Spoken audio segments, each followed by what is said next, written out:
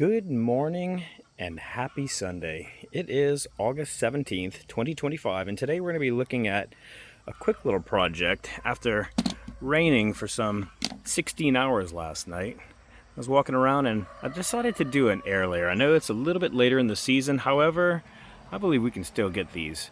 I'm going to do that because at the end of the season, any of the shoots and suckers that come up later, I tend to cut them off at the end of the season, but I want to air layer. This thing is just screaming to be grafted, so I'm going to air layer this right now, and I have just a few little simple tools to make this work really well. This is a longed out, so pretty vigorous rootstock on it, and I think it would be a perfect little project. So let's take a look. So this project does not take much. You can absolutely use the Ziploc sandwich bag. That is probably one of the quickest, easiest, simplest ways to air layer. They're light, they're convenient, they're moldable, and they're cheap.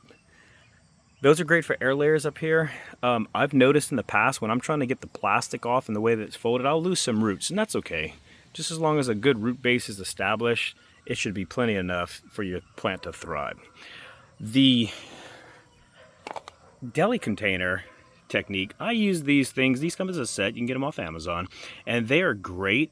You can see through them. They're easily, they're easy to work with.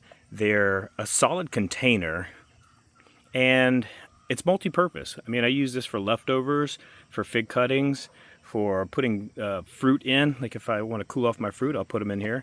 And again, for air layers, I'm going to fill this.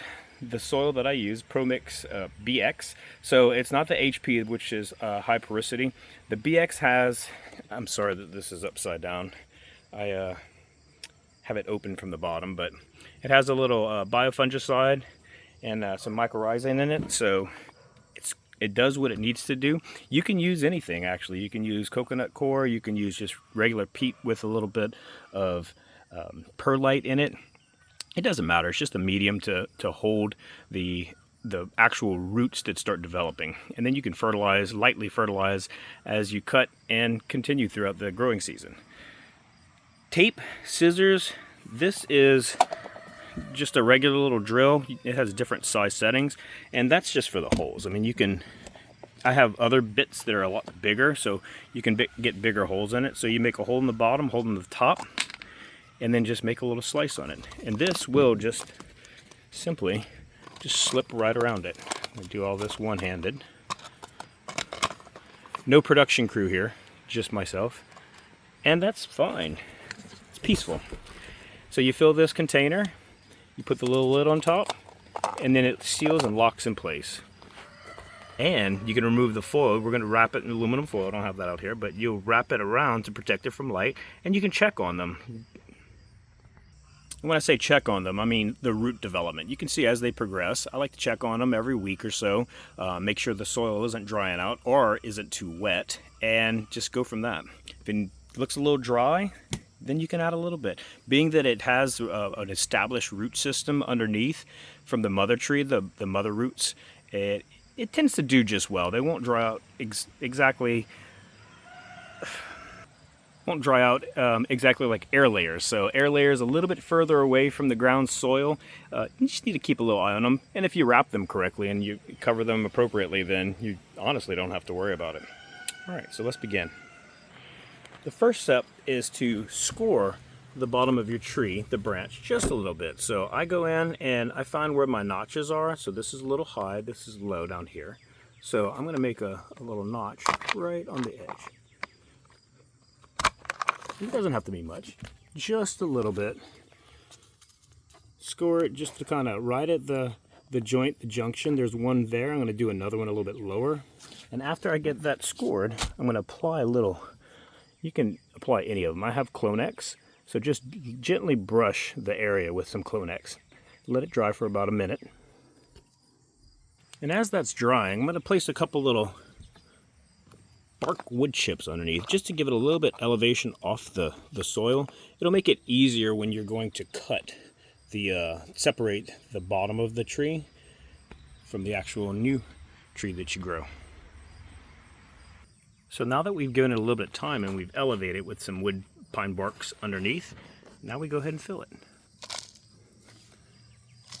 Just fill it up to the top. I press it down and I center it the best I can. And when we have it filled with the desired amount, go ahead and place the lid on. Clean the top off, line it up, and just snap it on. And now that we have it on, we're going to go ahead and secure it. So I usually hang a little piece of tape up here. And then I just go ahead and apply.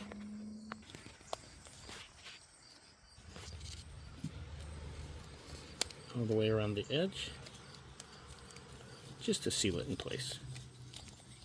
After it's sealed in place, you can add an additional piece of tape. I'm going to put one down here just to seal up the side. And I get the side sealed up. And then I'm going to use these 11 by 12 aluminum foil things. You can use from Sam's Club. You get it at any of the big box warehouse stores. Very useful. Again, a multi-purpose item. I use this a lot around the house, storing leftovers, covering things, and protecting developing fig roots. Let me go ahead and finish this up. And there we go. A simple and easy, quick air layering demonstration here. It works well for me. Like I said, it's very easy to get out. I have minimal root loss using this technique, and it's nice and straight, vigorous, healthy growth, and when it goes dormant, it's going to make an excellent air layering or a nice gift. All right. Well, hope y'all enjoyed the quick tutorial, quick air layering demonstration. Have a wonderful day and fig on.